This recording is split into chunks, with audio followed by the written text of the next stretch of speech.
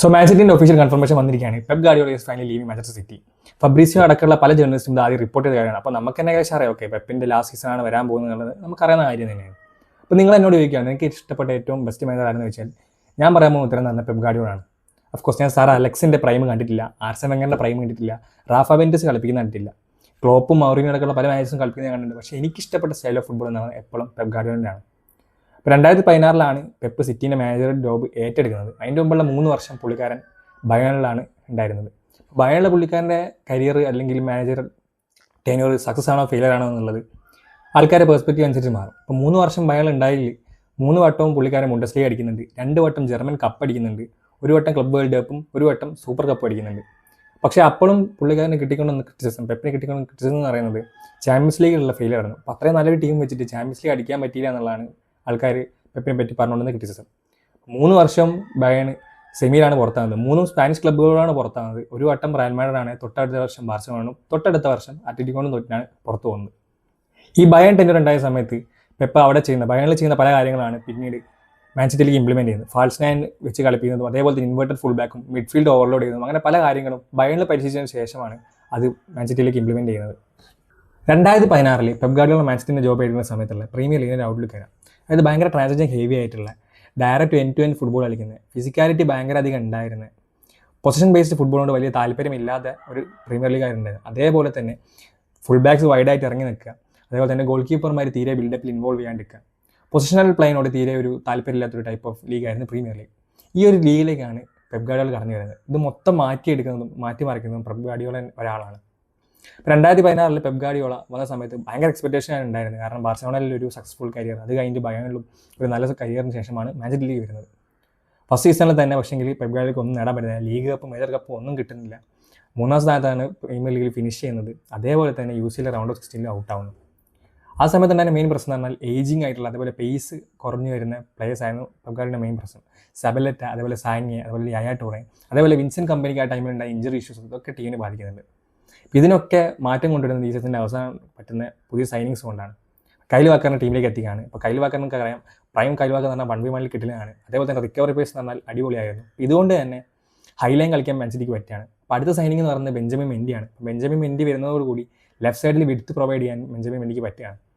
അടുത്ത ചേഞ്ച് എന്ന് പറഞ്ഞാൽ ക്ലൗഡിയോ ബ്രാവോ, എല്ലാവർക്കും പറയാം ക്ലൗഡിയോ ബ്രാവോ അടിപൊളി പ്ലെയറാണ്, അടിപൊളി കീപ്പറാണ്. പക്ഷേങ്കിൽ പുള്ളിക്കാരൻ ഇൻകൺസിസ്റ്റൻസി കാരണം ടീമിലേക്ക് എത്തുന്ന മറ്റൊരു പ്ലെയറാണ് എഡേഴ്സൺ മോറസ്. അപ്പോൾ എഡേഴ്സൺ മോറസ് എത്രത്തോളം നല്ല ബോൾ പ്ലേയിങ് കീപ്പറാണ്, എത്രത്തോളം ഡിസ്ട്രിബ്യൂഷനുള്ള കീപ്പറാണ് നമുക്ക് എല്ലാവർക്കും അറിയാം. ഇത്രയും സൈനിങ് വന്നതുകൂടി അടുത്ത സീസൺ അടിപൊളി സീസണായിട്ട് മാറാണ് മാൻസിറ്റിക്ക്. തൊട്ടടുത്ത സീസൺ, അതായത് 2017-18 season Man City was literally flying. 100 point അടിച്ചുകൊണ്ടാണ് മാൻസിറ്റി അവസാനം ലീഗ് സ്വന്തമാക്കുന്നത്. ആ സീസണിൽ പല പ്ലേയേഴ്സും നല്ല പെർഫോം ചെയ്യാൻ നമ്മൾ കണ്ടു. റഹീം സ്റ്റെർലിങ്ങിനെ ടീമിലേക്ക് പെപ്പ് ഇൻറ്റഗ്രേറ്റ് ചെയ്യുന്നുണ്ട്. റഹീം സ്റ്റെർലിംഗ് ഇനീഷ്യലി ഭയങ്കര ക്രിറ്റിസിസം കിട്ടുന്നുണ്ട്, പക്ഷേ പുള്ളിക്കാരൻ പിന്നെ പെർഫോം ചെയ്യാണ്. അതായത് പെപ്പിൻ്റെ അണ്ടറിൽ മെസ്സി കഴിഞ്ഞതിൽ ഏറ്റവും കൂടുതൽ ഗോൾ കോൺട്രിബ്യൂഷനുള്ള പ്ലെയറായിട്ട് റഹീം സ്റ്റെർലിങ്ങിനെ മാറാൻ പിന്നീട് പറ്റുന്നുണ്ട്. അതേപോലെ തന്നെ ലിറോയ് സാനെ പൊന്തി വന്നൊരു സീസണാണ് ആ സീസൺ എന്ന് പറയുന്നത്. ലിറോയ് സാനെ ഒരു ടെക്സ്റ്റ് ബുക്ക് ടൈപ്പ് ഓഫ് ഫിംഗറാക്കി പെപ്പ് മാറ്റുന്നുണ്ട്. ടച്ച് ലൈൻ ഹഗ് ചെയ്ത് നിൽക്കുന്ന അത്രയും വിഡ്ത്ത് പ്രൊവൈഡ് ചെയ്യുന്ന ഒരു പ്ലെയറായിട്ട് ലിറോയ് സാനെ മാറുകയാണ്. അതുകൊണ്ടുകൂടി തന്നെ ഹാഫ് സ്പേസിൽ ഓപ്പറേറ്റ് ചെയ്യാൻ വേണ്ടി ഡേവിഡ് സിൽവയ്ക്കും അതേപോലെ തന്നെ ഡി ബ്രൂയിനും പറ്റുന്നുണ്ട്. ആ സീസണിൽ നല്ല രീതിയിൽ കളിക്കുന്നുണ്ട് പ്രീമിയർ ലീഗിലും അതേപോലെ തന്നെ ലീഗ് കപ്പിലും. അങ്ങനെ ലീഗ് കപ്പും പ്രീമിയർ ലീഗും അടിക്കുകയാണ്. പക്ഷേ UCL പെപ്പിൻ്റെ മാൻസിറ്റി ലിവർപൂളിന് മുമ്പിൽ വീണുമാണ്, യർഗൻ ക്ലോപ്പിൻ്റെ ലിവർപൂളിന് മുമ്പിൽ വീണുമാണ്. യർഗൻ ക്ലോപ്പ് മാൻസിറ്റിൻ്റെ പ്രശ്നങ്ങൾ മൊത്തം എക്സ്പോസ് ചെയ്താണ് നമ്മൾ കണ്ടത്. ട്രാൻസിഷനിലുള്ള പ്രശ്നങ്ങൾ, അതേപോലെ തന്നെ ഫെർണാണ്ടിന് ഒരു ലോൺ DMI കളിക്കുമ്പോൾ ഉണ്ടാകുന്ന പ്രശ്നങ്ങൾ, മിഡ്ഫീൽഡിൽ ഉണ്ടാകുന്ന സ്പേസുകൾ, ഇങ്ങനത്തെ പല കാര്യങ്ങളും എക്സ്പോസ് ചെയ്യാൻ യർഗൻ ക്ലോപ്പിന് പറ്റുന്നുണ്ട്. ഇതിൻ്റെ സൊല്യൂഷനായിട്ട് സ്റ്റോൺസിന് ഇൻവേർട്ട് ചെയ്യുക, അതേപോലെ തന്നെ ഫെർണാണ്ടിനോയ്ക്ക് സപ്പോർട്ട് കൊടുക്കാൻ വേണ്ടിയിട്ട് റോഡ്രിനെ സ്പെയിനിൽ നിന്ന് കൊണ്ടുവരുന്നുണ്ട്. അതേപോലെ തന്നെ ഡബിൾ പിവറ്റ് റോഡിലേക്ക് മാൻസിറ്റിൻ്റെ സ്ട്രക്ചർ മാറ്റുന്നുണ്ട്.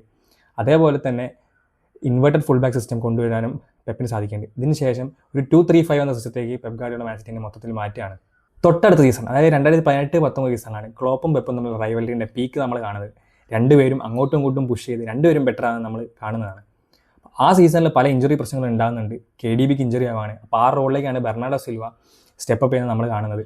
അപ്പോൾ അതേപോലെ തന്നെ ആ സീസണിൽ ഏറ്റവും ബെസ്റ്റായിട്ട് കളിച്ചൊരു പ്ലെയർ എന്ന് പറഞ്ഞാൽ ഐമറിക് ലപ്പോർട്ടാണ്. അപ്പോൾ ലപ്പോർട്ട് ലെഫ്റ്റ് ഫൂട്ടഡ് സെൻറ്റർ ബാക്കാണ്. അപ്പോൾ ഒരു ലെഫ്റ്റ് ഫൂട്ടഡ് പ്രൊഗ്രഷൻ്റെ പ്രശ്നം സിറ്റിക്ക് ഉണ്ടായിരുന്നു, അത് പ്രൊവൈഡ് ചെയ്യാൻ ലപ്പോർട്ട് പറ്റുകയാണ്.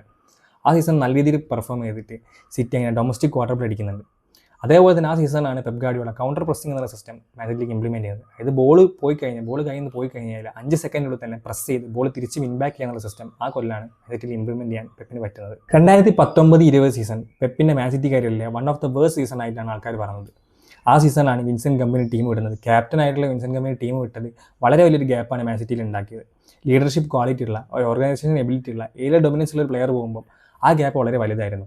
കഴിഞ്ഞ സീസണിൽ അടിപൊളിയായിട്ട് പെർഫോം ചെയ്ത ലപ്പോർട്ടയ്ക്ക് ആ സീസണിൽ ഇഞ്ചുറി പറ്റിയാണ്. അതേപോലെ ആ റോളിലേക്ക് സ്റ്റെപ്പ് ചെയ്യേണ്ടിരുന്ന ഒട്ടോമാറ്റിക്കും സ്റ്റോൺസിനും അത് ചെയ്യാൻ പറ്റുന്നില്ല. ആ സീസണിൽ ആകെ ഒരു ലീഗ് കപ്പ് മാത്രമാണ് സിറ്റിക്ക് അടിക്കാൻ പറ്റുന്നത്. 19-20 സീസണിലാണ് പെപ് ഗാർഡിയോള മാൻ സിറ്റിയിൽ ഫാൾസൺ സിസ്റ്റം ഇംപ്ലിമെൻറ്റ് ചെയ്യുന്നത്. അഗ്യൂറിൻ്റെ ഫോമില്ലായ്മ ഈ ഫാൾസൺ സിസ്റ്റം ഇംപ്ലിമെൻറ്റ് ചെയ്യാനുള്ള മെയിൻ കാരണത്തിന് ഒന്നാണ്. അപ്പം ഗുണ്ടോഗൻ, Foden, Bernardo Silva, Kevin De Bruyne ഈ 4 പ്ലേയേഴ്സിനെ റൊട്ടേറ്റ് ചെയ്ത് കളിപ്പിച്ചിട്ടാണ് ഡിഫൻഡേഴ്സിന് പ്രസിഡന്റ് ആയിക്കൊണ്ടെന്ന് പെപ്പ്. ആ സീസണിൽ വന്ന ഏറ്റവും ബെസ്റ്റ് അഡീഷൻ എന്ന് പറയുന്നത് റൂബൻ ഡയസ് ആണ്. റൂബൻ ഡയസ് എന്ന് പറഞ്ഞിട്ട് പക്ക ലീഡർ ടീമിലേക്ക് വന്നതോടുകൂടി വിൻസെന്റ് കമ്പനി വെച്ചിട്ട് പോയ ഗ്യാപ്പ് ഫില്ല് ചെയ്യാൻ റൂബൻ ഡയസിന് പറ്റിയാണ്. അതുകൊണ്ടുകൂടി തന്നെ ജോൺ സ്റ്റോൺസിൻ്റെ കോൺഫിഡൻസ് തിരിച്ചു കിട്ടുകയാണ്. അപ്പോൾ CV പേരിങ് നല്ല രീതിയിൽ വർക്കും ചെയ്യാണ്. ആ സീസണിൽ UCL ഫൈനലിൽ എത്താൻ വേണ്ടി പെപ്പിന് പറ്റുന്നുണ്ട്. പക്ഷേങ്കിൽ ഓവർ കോംപ്ലിക്കേറ്റഡ് ആയിട്ട് ഓവറായിട്ട് ചിന്തിച്ച് 2 DMഉം അതായത് ഫെർണാണ്ടിനോയും റോഡ്രിനും ഇല്ലാണ്ടാണ് UCL തോമസ് ടുഷലിൻ്റെ ചെൽസിനോട് മാൻ സിറ്റി ലൈനപ്പ് ചെയ്യുന്നത്. ആ സീസണിൽ അങ്ങനെ ഫൈനലിൽ പൊട്ടുകയാണ്. അപ്പോൾ അതിന് വേണ്ടി നല്ല ക്രിറ്റിസിസം പെപ്പിന് കിട്ടുന്നുണ്ട്. PL ലീഗ് കപ്പ് അടിക്കുന്നുണ്ട്. അതേപോലെ തന്നെ UCL റണ്ണറപ്പ് ആവാൻ മാത്രമാണ് പെപ്പിന് പറ്റുന്നത്. 2021-22 സീസൺ പെപ്പിൻ്റെ മാൻ സിറ്റി ഒരു അടിപൊളി സീസണായിരുന്നു. ഒരു പ്രോപ്പർ CF ഇല്ലാത്ത പോലും 99 ഗോൾ ലീഗിൽ അടിച്ചുകൊണ്ട് 93 പോയിന്റ് സെക്യൂർ ആയിട്ടാണ് പ്രീമിയർ ലീഗ് പെപ്പ് സ്വന്തമാക്കുന്നത്. അതിൽ തന്നെ ലാസ്റ്റ് മാച്ച് ഡേയിൽ ആസ്റ്റൺ വില്ലയായിട്ട് 2-0 ബാക്ക് ആയിരുന്ന സമയത്ത് കൊണ്ടുപോകാൻ 2 ഗോളും അതേപോലെ തന്നെ റോഡൻ 2 ഗോൾ അടിച്ചിട്ട് 3-2 ആ കളി ജയിച്ചിട്ടാണ് പ്രീമിയർ ലീഗ് പെപ്പിൻ്റെ സിറ്റി അങ്ങനെ സ്വന്തമാക്കുന്നത്. ആ സീസണിലാണ് ജാഗ്രിഡിഷിനെ ടീമിലേക്ക് കൊണ്ടുവരുന്നത്. അതേപോലെ തന്നെ ജാവോ കാൻസോവിൻ്റെ ഇമ്പാക്ട് സീസണിൽ വളരെ ഹൈ ആയിരുന്നു. ഇൻവേർട്ടർ ഫുൾ ബാക്ക് എന്ന് പറഞ്ഞ റോളിൽ ജാവോ കാൻസോവിൻ്റെ ഏറ്റവും ബെസ്റ്റ് സീസൺ ആയിട്ട് നമ്മൾ കാണാം. പക്ഷേ ആ സീസണിൽ UCL സെമി ഫൈനലിൽ റയൽ മാഡ്രിഡിനോട് തോറ്റിട്ട് മാൻ സിറ്റി പുറത്താകുവാണ്. അപ്പം മാൻ സിറ്റിൻ്റെ മാനേജ്മെൻറ്റ് പെപ്പിന് ഇത്രയും വലിയൊരു പ്ലാൻ്റെ ഭാഗമാക്കിയത് പ്രീമിയർ ലീഗ് അടിക്കാൻ വേണ്ടി മാത്രമല്ല, മെയിൻ ആയിട്ടുള്ള ഫോക്കസ് എന്ന് പറഞ്ഞാൽ ഓഫ്കോഴ്സ് ചാമ്പ്യൻസ് ലീഗ് അടിക്കുക എന്നുള്ളതാണ്. പക്ഷേ അതിന് പെപ്പിന് പറ്റുന്നില്ല. 2022-23 സീസണാണ് മാൻ സിറ്റിൻ്റെ ബെസ്റ്റ് വെർഷൻ ഓഫ് ടീമിനെ നമ്മൾ കാണുന്നത്. താനോസ് ലാസ്റ്റ് ഇൻഫിനിറ്റി സ്റ്റോൺ വെക്കുന്ന പോലെ ഹാലൻഡിൻ്റെ ടീമിലേക്ക് എത്തിക്കാൻ വേണ്ടിയിട്ട് പെപ്പിന് പറ്റുകയാണ്. അതേപോലെ തന്നെ അക്കാഞ്ചിന് സൈൻ ചെയ്തിട്ട് ഡിഫൻസീവ് സ്റ്റെബിലിറ്റി കൂട്ടുന്നുണ്ട് പെപ്പ്. ആ സീസണിൽ പണ്ട് മറ്റു കാര്യങ്ങൾ എന്ന് പറഞ്ഞാൽ ജോൺ സ്റ്റോൺസിനെ ഇൻവേർട്ട് ചെയ്തിട്ട് റോഡ്രിക്ക് സപ്പോർട്ട് കൊടുക്കുന്നത് നമ്മൾ കണ്ടാണ്. അതേപോലെ തന്നെ ഗുണ്ടോഗൻ പല മാച്ചിലും സ്റ്റെപ്പ് ചെയ്ത് ഡെലിവറി ചെയ്യുന്നത് നമ്മൾ കണ്ട്. അങ്ങനെയുള്ള എല്ലാ കറക്റ്റീവായിട്ടുള്ള എഫേർട്ടിനൊടുവിൽ മാൻ സിറ്റിക്ക് ഇതുവരെ കിട്ടാതിരുന്ന UCL എന്ന സ്വപ്നം എത്തിഹാദിൽ എത്തിക്കാൻ വേണ്ടി പെപ്പിന് പറ്റുകയാണ്. ആ സീസണിൽ തന്നെ FA കപ്പും പ്രീമിയർ ലീഗ് അടിച്ച് ട്രബിൾ കംപ്ലീറ്റ് ചെയ്യാൻ മാൻ സിറ്റിക്ക് പറ്റുകയാണ്. ഇംഗ്ലണ്ട് സർ അലക്സ് മാത്രം ഏറ്റു കാണിച്ച കാര്യം പെപ്പും കൂടി ചെയ്ത് കാണിക്കുകയാണ്. 2023-24 സീസണിൽ പെപ്പ് ഗാർഡിയോളയുടെ മാൻ സിറ്റി പ്രീമിയർ ലീഗ് 4ാമത്തെ വട്ടം തുടർച്ചയായി അടിക്കുകയാണ്. അപ്പോൾ ചരിത്രത്തിൽ ആദ്യമായിട്ട് 4PT കംപ്ലീറ്റ് ചെയ്യുന്ന ഒരു മാനേജറായിട്ട് പെപ്പ് ഗാർഡിയോള മാറുകയാണ്. ഈ സീസണിലാണ് ഗുണ്ടോഗനും മെഹ്റസും ടീം വിട്ടു പോകുന്നത്. ഡോക്കോൻ ഈ സീസണിൽ തന്നെയാണ് പെപ്പ് സൈൻ ചെയ്യുന്നതും. ഫോർഡനെ സെൻട്രലൈസ് ചെയ്തിട്ടുള്ള ഒരു അറ്റാക്കിംഗ് പെപ്പ് പ്ലാൻ ചെയ്യുന്നതും ഈ സീസണിൽ തന്നെയാണ്. ഈ സീസണിൽ FA കപ്പും കർബാവ് കപ്പും UEFA സൂപ്പർ കപ്പും ക്ലബ്ബ് വേൾഡ് കപ്പ് അടിക്കാൻ പെപ്പിന് പറ്റുകയാണ്. 24-25 സീസൺ ആയപ്പോഴേക്കും മാൻ സിറ്റിൻ്റെ ഫാറ്റിക് കംപ്ലീറ്റ്ലി അഫക്റ്റ് ചെയ്യാണ്. തൊട്ട് മുമ്പുണ്ടായ വർഷങ്ങളിലുള്ള ട്രബിളും അതേപോലെ തന്നെ 4PT കഴിഞ്ഞതിന് ശേഷം ഫാറ്റിക് ടീം മൊത്തത്തിൽ അഫക്റ്റ് ചെയ്യാണ്. ഡിബ്രൂയിൻ്റെ ഇഞ്ചുറിയും അതേപോലെ തന്നെ ബെർണാഡോ സിൽവയുടെ ഓവർ യൂസും ഗ്രീലിഷിൻ്റെ ഫോം ഔട്ട്, റോഡ്രിൻ്റെ ഫാറ്റിക്, വാൽക്കറിൻ്റെ ഏജിങ്ങും ഒക്കെ ടീമിനെ അഫക്റ്റ് ചെയ്തു. ഈ സീസണിൽ ആകെ യുണൈറ്റഡിനെ തോൽപ്പിച്ചിട്ട് കർട്ടൻ റേസറായിട്ടുള്ള കമ്മ്യൂണിറ്റി ഷീൽഡ് കിട്ടിയത് മാത്രമാണ് പെപ്പിൻ്റെ അക്കൗണ്ടിൽ ഉണ്ടായിരുന്നത്. അതേപോലെ തന്നെ ഈ വർഷമാണ് പെപ്പിൻ്റെ പേഴ്സണൽ ലൈഫിലും പല ബുദ്ധിമുട്ടുകളും വന്നു തുടങ്ങിയത്. ഒരു കൊളാപ്സ് ചെയ്യുന്ന ശേഷമാണ് പെപ്പ് തന്നെ ടീമിനെ കൊണ്ടിട്ട് പ്രീമിയർ ലീഗ് കളിക്കാൻ വേണ്ടി വരുന്നത്. ഏറ്റവും ഇമ്പോർട്ടൻറ്റ് പ്ലെയറായ കെവിൻ ഡി ബ്രൂയിൻ ടീം വിട്ട് നമ്മളെല്ലാവരും കണ്ടതാണ്. ആ ഗ്യാപ്പ് വളരെ വലുതായിരുന്നു. ഈ സീസണിൽ ഫോർഡിനെ സെൻട്രൈസ് ചെയ്തിട്ട് അറ്റാക്കാണ് പെപ്പ് പ്ലാൻ ചെയ്തത്. കുറച്ചും കൂടി ഡയറക്റ്റ് ആയിട്ടുള്ള കുറച്ചുകൂടി ഫ്ലൂയിഡ് ആയിട്ടുള്ള ഫുട്ബോൾ കളിക്കാനാണ് പെപ്പ് ട്രൈ ചെയ്തത്. ഈ സീസണിലാണ് ഡോക്കുവിനും സെമന്യോനും വളരെയധികം ഇമ്പോർട്ടൻസ് നമ്മൾ കണ്ടതാണ്. അതേപോലെ തന്നെ തേർഡ് മാൻ റണ്ണിൻ്റെ ഇമ്പോർട്ടൻസ് നമ്മൾ കണ്ടതാണ്.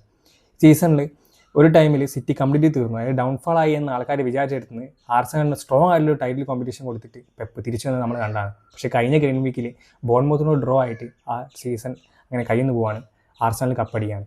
ഈ സീസണിൽ ആകെ പെപ്പിനെ കൊണ്ടുപോകാൻ വേണ്ടി ടേക്ക് അവേ എന്ന് പറഞ്ഞ് ആർസനൽ തോൽപ്പിച്ചിട്ട് അടിച്ച EFL കപ്പ് മാത്രമാണ്. അങ്ങനെ സിറ്റി എന്ന ക്ലബിൻ്റെയും പ്രീമിയർ ലീഗിനും എൻ്റെ ഹിസ്റ്ററി തന്നെ മാറ്റി പറിച്ചുകൊണ്ട് പെപ്പ് ഗാർഡിയോള ടീം കൂടിയാണ്. പെപ്പ് ഗാർഡിയോള പ്രീമിയർ ലീഗിലും എൻ്റെ ഫുട്ബോളും കൊണ്ടുവന്ന മാറ്റങ്ങളും ഇൻഫ്ലുവൻസും എത്രത്തോളം നമുക്ക് എല്ലാവർക്കും അറിയുന്നതാണ്. മിക്ക ടീംസിനും Pep Guardiola brand of football അല്ലെങ്കിൽ Pep Guardiola style of football കളിക്കുന്ന മാനേജേഴ്സിനെ ടീമിൽ എത്തിക്കാനാണ് ആഗ്രഹം. ഇപ്പോൾ തന്നെ പ്രീമിയർ ലീഗ് അടിച്ച് മിക്കൽ ആർട്ടറ്റ പെപ്പ് ഗാർഡിയോളിൻ്റെ ശിഷ്യനാണ്. അതേപോലെ തന്നെ മാൻ സിറ്റിയിൽ പെപ്പ് ഗാർഡിയോളയ്ക്ക് ശേഷം വരാൻ പോകുന്നത് എൻസോ മരസ്കയാണ്. എൻസോ മരസ്കയും പെപ്പിനുണ്ടല്ലോ വർക്ക് ചെയ്ത ആളാണ്. ബയറിലുള്ള വിൻസെന്റ് കമ്പനി ഇതേപോലെ തന്നെ Pep Guardiola style of football follow ചെയ്യുന്ന ഒരാളാണ്. സാബി അലോൺസോ അതേപോലെ തന്നെ പെപ്പിൻ്റെ അണ്ടറിൽ കളിച്ചിട്ടേ ഉള്ളൂ, അസിസ്റ്റൻ്റായി നിന്നില്ല. പക്ഷേ പെപ്പ് ഗാർഡിയോളയുടെ same style of football adapt ചെയ്യുന്ന ടൈപ്പ് ഓഫ് മാനേജറാണ് സാബി അലോൺസോ ചെൽസിൻ്റെ മാനേജറായിട്ട് വരുന്നത് നമുക്ക് എല്ലാവർക്കും. ഇനി പെപ്പിൻ്റെ ഫ്യൂച്ചറിനെ പറ്റിയുള്ള നിങ്ങളുടെ എക്സ്പെക്ടേഷൻസും നിങ്ങളുടെ ഒപ്പീനിയൻസും കമൻറ്റ് ചെയ്യുക. അടുത്ത ഏത് ടീമിനായിരിക്കും പെപ്പ് പരിശീലിപ്പിക്കുക, നാഷണൽ ടീമിനായിരിക്കും ഇനി പരിശീലിപ്പിക്കുക, നിങ്ങളുടെ ഒപ്പീനിയൻസ് അടിയിൽ കമൻറ്റ് ചെയ്യുക. Until next time, peace out.